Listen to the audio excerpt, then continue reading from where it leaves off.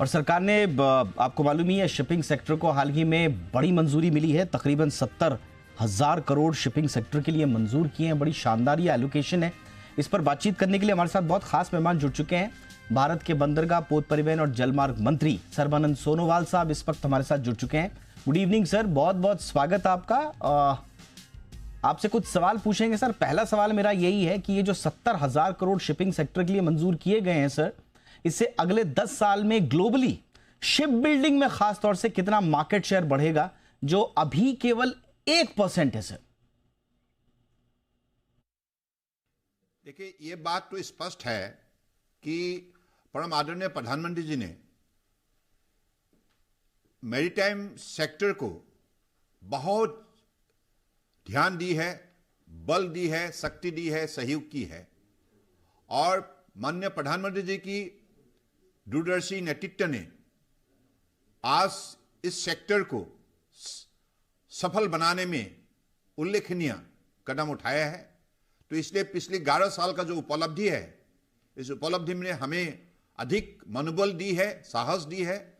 और आप माननीय प्रधानमंत्री जी के नेतृत्व में जो 70,000 करोड़ शिप बिल्डिंग और मैरीटाइम सेक्टर के लिए जो सपोर्ट दी गई है कैबिनेट रिजोल्यूशन के जरिए, इससे देश में एक बहुत मजबूत इकोसिस्टम बनेगा।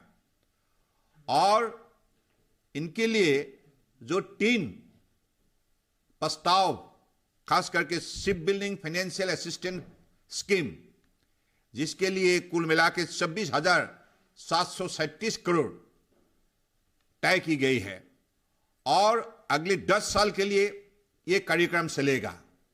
दूसरी है मैरीटाइम डेवलपमेंट फंड, जिसके लिए कुल मिला के आपको 25,000 करोड़ तय की गई है। और इस सेक्टर के जरिए जहाज हमारे खरीद सकते हैं और हमारे ओनरशिप बढ़ेगा, शिपिंग लाइन भी बढ़ेगा। कृषि हो गए हमारे शिप बिल्डिंग डेवलपमेंट स्कीम, जिससे 19,990 करोड़ उसमें तय की गई है। ये भी 10 साल का है और इसके जरिए हमारे जो domestic ship building capacity and capability को बढ़ावा दी जाएंगे। तो कुल मिला के इतना दिन तक भारत शिप बिल्डिंग के सिलसिले में 0.1 ग्लोबल शेयर में सीमित रहे, लेकिन माननीय प्रधानमंत्री जी की नेतृत्व ने आज देश को ऐसा एक लक्ष्य दी है, by 2030 we are becoming one of the top 10 shipbuilding nation in the world. Amritkaal India vision 2047 के मुताबिक अगले 25 साल में भारत दुनिया की 5 लीडिंग शिप बिल्डिंग नेशन के हिसाब से अपना पहचान बनाएंगे। तो इतने बड़े एक लक्ष्य प्राप्ति के लिए जो इकोसिस्टम चाहिए, सपोर्ट सिस्टम चाहिए सरकार की तरफ से, चाहे स्किलिंग हो, टेक्नोलॉजी हो, इंफ्रास्ट्रक्चर हो, क्लस्टर हो, सभी विषय पर सरकार की तरफ से जो भी नीति जरूरी था, ये नीति ली गई है।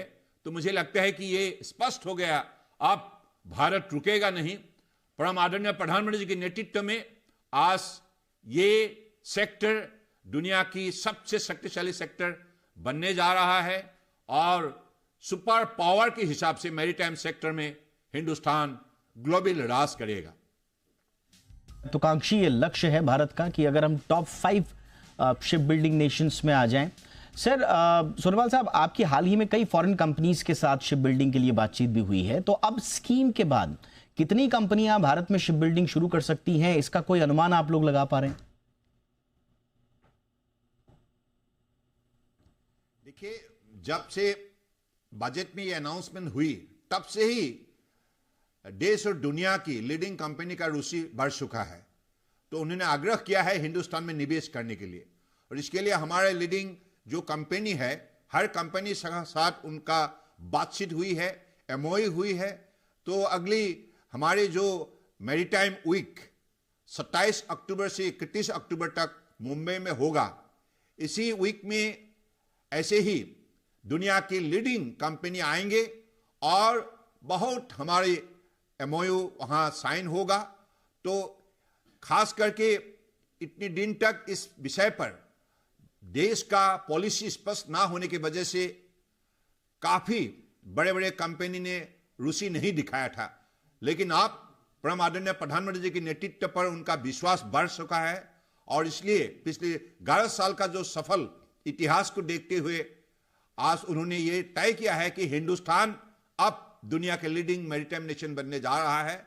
और परम आदरणीय प्रधानमंत्री जी के नेतृत्व में आज जो 70,000 करोड़ का एक सपोर्ट मैरीटाइम सेक्टर को दी गई है और पॉलिसी प्रोग्राम भी बिजनेस फ्रेंडली बन चुका है और हिंदुस्तान निवेश के लिए एक फेवरेबल डेस्टिनेशन ग्लोबल प्लेयर के लिए बन चुका है।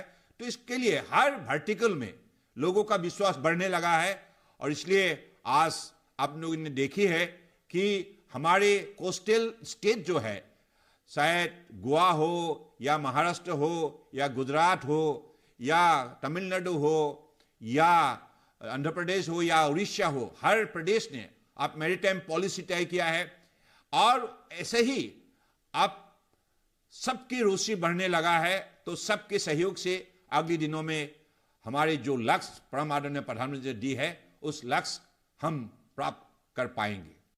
सर, सोनोवाल साहब, शिप बिल्डिंग में सरकारी कंपनियों के पास काफी ऑर्डर बुक पहले से ही तैयार है। आपको क्या लगता है सर, देश की जो प्राइवेट कंपनीज हैं उनके लिए कितना बड़ा स्कोप है शिप बिल्डिंग, और खास तौर से जब इंफ्रा और SBFAS जो ship building financial assistance scheme जिसको आपने 2036 तक बढ़ा दिया है, 25,000 करोड़ रुपए का फंड भी इसमें तय किया है, ये कितना बड़ा स्कोप लेकर आ रहा है सर? ग्रीनफील्ड के लिए हम लोगों ने क्लस्टर के लिए सपोर्ट करेंगे, ब्राउनफील्ड के लिए सपोर्ट करेंगे। यानी कि क्लस्टर में शिप बिल्डिंग का साथ साथ वहां इक्विपमेंट और ऑपरेटर्स का अलग अलग जो पार्ट्स का भी वहां निर्माण के सिलसिले में कदम उठाया जाएगा ताकि आत्मनिर्भर हमारे भारत बने और देश में निर्मित हमारे अलग अलग जो भी ऑपरेटर्स है, जो भी इक्विपमेंट्स है, इसके जरिए हम जहाज निर्माण करें। यानी कि मेक इन इंडिया कार्यक्रम को शिप बिल्डिंग के जरिए और शिप बिल्डिंग के लिए जो भी हमें अलग अलग इक्विपमेंट चाहिए, इसके जरिए हम ये साबित करना चाहता है कि भारत हर बिंदु पर आत्मनिर्भर बनेगा।